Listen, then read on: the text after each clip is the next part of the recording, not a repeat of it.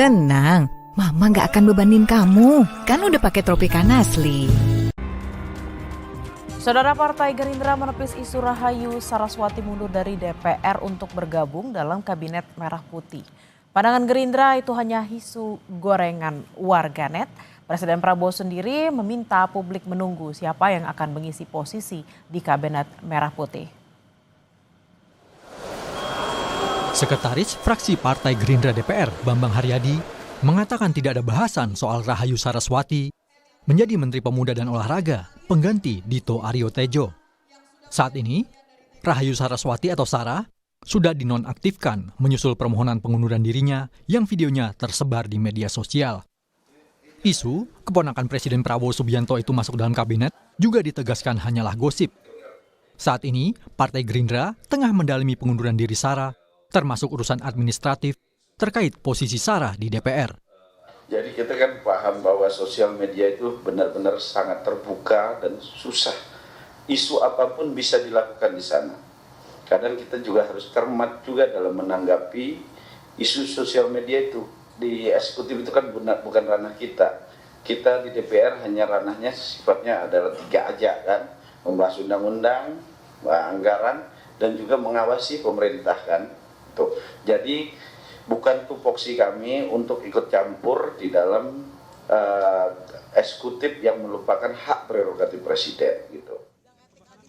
Ketua Umum Partai Golkar, Bahlil Lahadalia, tak menjawab saat ditanya peluang kader Golkar Airin Rahmidiani masuk dalam Kabinet Merah Putih. Menurut Bahlil, Partai Golkar harus tahu diri untuk tidak melampaui batas. Dia juga bungkam terkait nama-nama yang diusulkan Partai Golkar untuk menggantikan Menpora Dito Aryo Tejo. Ia memastikan reshuffle menteri adalah hak prerogatif Presiden Prabowo. Sebelumnya, Presiden Prabowo memutuskan mengganti Menpora Dito Aryo Tejo yang juga kader Golkar. Tapi hingga hari ini pengganti Dito masih kosong. Sejumlah nama kader Golkar santer terdengar untuk mengisi posisi Menpora, seperti Putri Komarudin hingga Airin Rahmidiani. Gini, kita itu harus tahu betul bahwa sekali lagi untuk menteri, wakil menteri itu hak prerogatif Bapak Presiden. Kita partai-partai ini jangan melakukan tindakan melampaui batas kewenangannya.